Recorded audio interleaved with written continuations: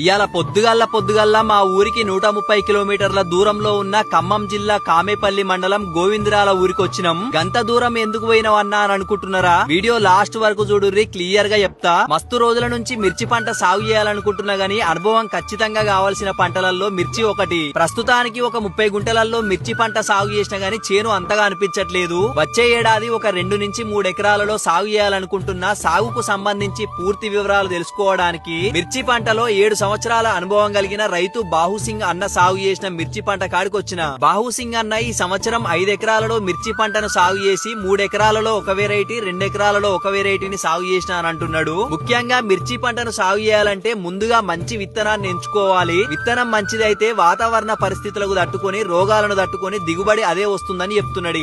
5 ఎకరాలలో 2 రకాల వెరైటీలను సాగు చేస్తే అందులో రంగా 279 అనే రకం రోగనిరోధక శక్తిని కలిగి ఉండడం వలన తక్కువ పెట్టుబడితో పాటు దగ్గర కాపుతో పంట దిగుబడికి మంచిగా వచ్చే అవకాశం ఉందని అంటున్నాడు.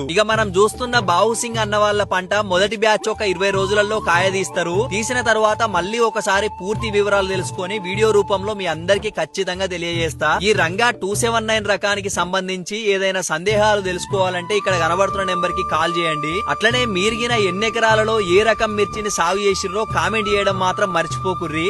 అందరికీ ధన్యవాదాలు.